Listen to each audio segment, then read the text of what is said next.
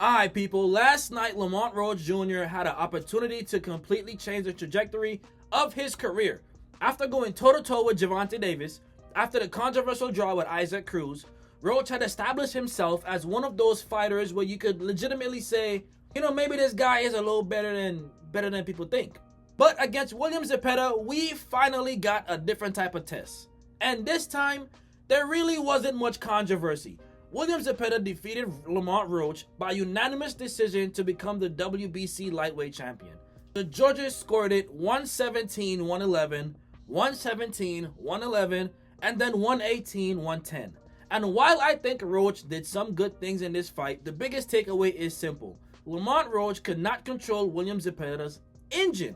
And so today, we're going to break down exactly what happened, what Zepeda did right, what Roach did wrong, and most importantly, what does this fight mean for both men's careers going forward? And so with that being said, run the intro.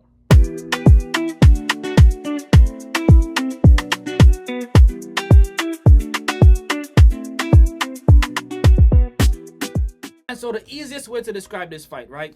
Zepeda turned this into his fight. Lamont Roach wanted something more controlled. He wanted opportunities to read Zepeda, counter him, make him miss, and punish mistakes. And early on, you could see why people believe Roach could win this matchup. Roach is technically sound, he's composed, he doesn't panic under pressure, and when Zepeda came forward, Roach occasionally caught him with clean individual shots.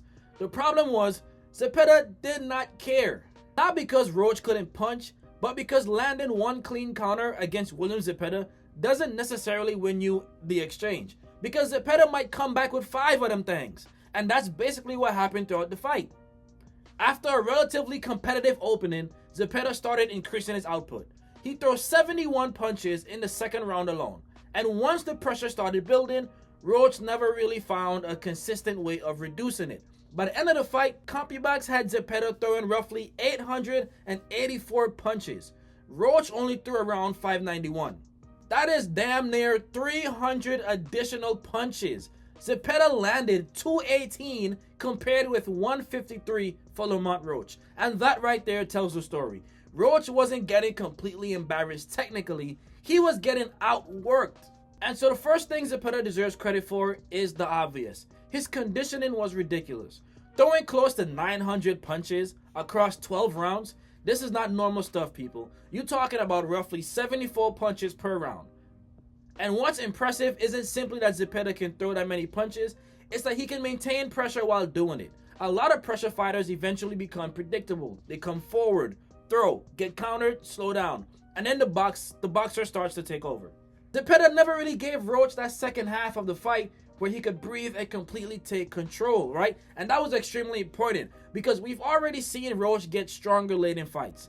Against Hector Garcia, Roach produced some of his best work late into the fight. Against Tank, Roach became increasingly effective as the fight progressed, right? Against Pitbull de la Cruz, Roach adjusted and found success. Zepeda couldn't allow Roach to comfortably reach that stage, so he essentially drowned him in punches. Another thing for Zepeda is that body work, baby. This was another important part of his strategy. When Roach moved backwards, Zepeda didn't exclusively headhunt. He attacked the body, and against someone trying to fight off the back foot, body punching is incredibly valuable because you're essentially taxing their movement, right? Every time Roach tried to create distance, Zepeda made him work.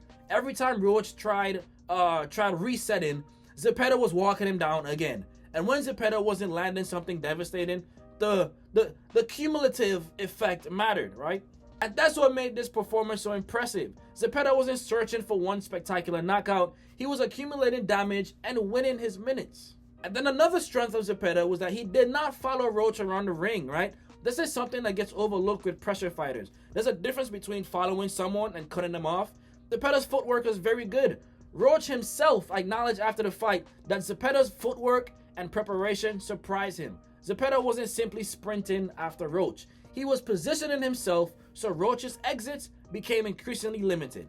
And that forced Roach to fight more often than he wanted to. That's exactly what you want against a counterpuncher. Don't give him unlimited time to decide when the exchange happens. Force him to make the decision constantly.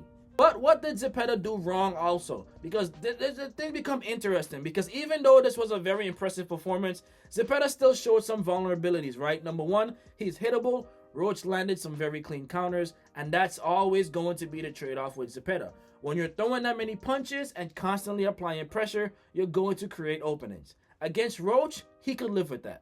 But against someone with elite timing, elite defense, and enough offense to punish those openings consistently, that becomes a very bad idea. We've already seen Shakur Stevenson exploit some of those issues. So, I wouldn't watch this fight and suddenly conclude that William Zepeda is unbeatable. What I would say is you need a very specific skill set to beat him, because simply being a good counter puncher isn't enough. You need to counter him and discourage him, and Roach never really accomplished that second part. But we also don't want to turn this analysis into Roach got dominated, therefore Roach is overrated, because I don't believe that, you don't believe that, nobody believes that, right? There were things Roach did well. First, Roach remained technically disciplined. Even while Zepeda was throwing ridiculous volume, Roach didn't completely abandon his boxing. He landed good straight punches, he found counters, he had moments where Zepeda's aggression created openings, and Roach capitalized. That's important because Roach demonstrated that his recent performances weren't some kind of fluke. The boxing ability is there. It is legitimate. He is one of them ones. Another positive from this is his composure. Roach also deserves credit for never mentally folding. Pressure fighters don't only attack your body, they attack your confidence. Imagine throwing a clean combination, moving away, and 10 seconds later, this guy is standing directly in front of you, throwing another 6-7 punches. That becomes mentally exhausting. Roach continued competing. He continued trying to make adjustments. He continued landing occasional clean shots. And he made it through 12 rounds against one of boxing's most exhausting pressure fighters. And so his toughness was not the problem. His heart was not the problem. Strategy and output were the problems. And so what did Roach do wrong? Because he did lose, right? This is where he lost the fight. Number one, he didn't throw enough. You cannot allow William Zepeda to have roughly 300 punch advantage and expect to consistently win rounds, especially when you're fighting for a vacant championship. Roach was often looking for the perfect counter, right? Zepeda was looking to win the entire exchange. That's a massive difference. Roach might land one beautiful right hand. Zepeda answers with a jab, left hand, right hook, body shot, and another combination, or whatever else. Which sequence are judges going to remember? Probably Zepeda's. Roach needed more combinations. He needed to make Zepeda reset. He needed something that made Zepeda think, maybe I shouldn't walk through the front door every single time. But that just never consistently happened. Another problem, right? Too much backward movement. Moving backwards isn't inherently bad. Some of the greatest defensive fighters ever have dominated fights moving backwards. The problem is what you're doing while you're moving backwards. Roach was frequently reacting to Zepeda instead of dictating where Zepeda could go. That meant Zepeda controlled the geography of the fight. Roach needed more lateral movement, more pivots, more moments when Zepeda walked forward, expecting Roach to be there, and Roach was suddenly somewhere else. Instead, there were too many sequences where Zepeda could simply continue advancing. And once you're allowing William Zepeda to build momentum going forward, you're playing his game, not yours. Another problem is he never changed Zepeda's mind, right? And this might be the biggest one, because great counter punching isn't just about landing punches. It's about creating consequences. You want your opponent to think, if I come forward like that again, I'm gonna get hit. Roach landed good punches, but Zepeda never became hesitant. That's the difference. He kept coming and coming and coming. Pause. Roach needed either significantly more volume or something powerful enough to interrupt that kind of pressure, right? He produced neither consistently enough.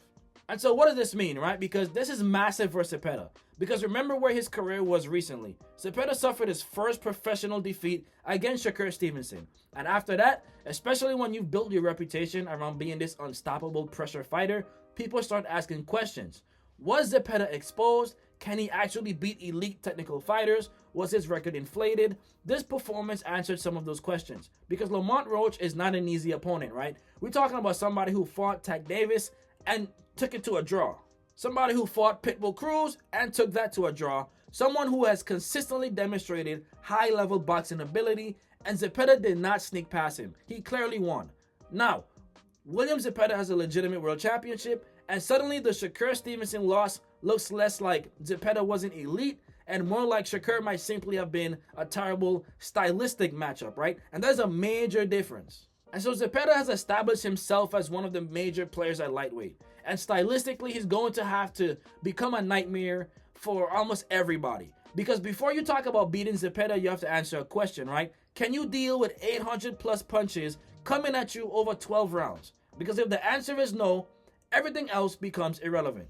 But on the flip side, what does this mean for Lamont Roach, right? Because Roach's situation is much more complicated. Because I don't think this destroys his career, but it absolutely destroys his momentum. I mean, think about what Roach had built up to this point. He fought Tank Davis, and many people believe Roach deserved the victory, right? Then he fought Pitbull Cruz, and again walked away with a draw. So despite not officially winning those fights, Roach's reputation was actually improving. He became the guy people were saying, look, Lamont Roach can't catch a break. That created sympathy, but more importantly, it created credibility, right? This fight was supposed to be the opportunity where Roach removed the judges from the conversation, win the WBC championship, and suddenly nobody cares about those draws anymore. Instead, he clearly lost, and that is way different because you can't really point toward judging here. I mean, 117, 111, and then 117, 111, and then 118, 110. Zepeda deserved this victory, right? So now Roach has to rebuild some momentum. But at the same time, I don't think Roach should suddenly disappear from major fights. Because look at his recent level of competition, right? We're talking about Gervonta Davis. We're talking about Pitbull Cruz. We're talking about William Zepeda. That is a crazy stretch, right? I mean, he was competitive with all three to varying degrees. That tells me Roach belongs around this level. Like he's one of them guys, right? The question is whether he's going to become a champion at this level. Because there is a difference. Roach has demonstrated that he can compete with elite fighters. Now he has to prove he can consistently beat some of these guys. And I mean, after this loss, I think the smartest move would be getting Roach a fight where he's still facing a legitimate contender, but not immediately throwing him into another stylistic nightmare, right? Let him get back into the win column, let him rebuild momentum, then put him into another major fight. Because at 29, 2-3, his record doesn't tell the whole story. But I mean, my biggest takeaway from this fight is not that Lamont Roach suddenly isn't elite. It's that William Zepeda reminded everybody why fighting him is completely different from fighting almost anybody else. Roach dealt with the power against Tank. He dealt with the aggression against Pitbull, but Zepeda brought something different, right? Sustained volume. And there's a difference between dealing with pressure and dealing with pressure for virtually every minute of a 12-round fight. Zepeda forced Roach to fight at a pace that he just did not want to. And once that happened, the technical battle became secondary. That's why this was such an important victory. William Zepeda didn't simply win a championship. He imposed his identity on a very good fighter, right? And that's usually what separates contenders from champions. And so after this fight, William Zepeda walks away as the WBC lightweight champion and one of the most dangerous fighters in the division. Lamont Roach walks away with something very different, a whole lot of questions. Not questions about whether he's talented, because we already answered that. The question now is whether Lamont Roach can take that talent and turn it into victories against the very best fighters. Because like we discussed, Tank was a draw, Pitbull was a draw, and now Zepeda is a loss. I mean, at some point, being competitive with elite fighters isn't enough. You have to beat some of these guys. And for William Zepeda, he finally got the victory that changes the way we're going to talk about him and his career.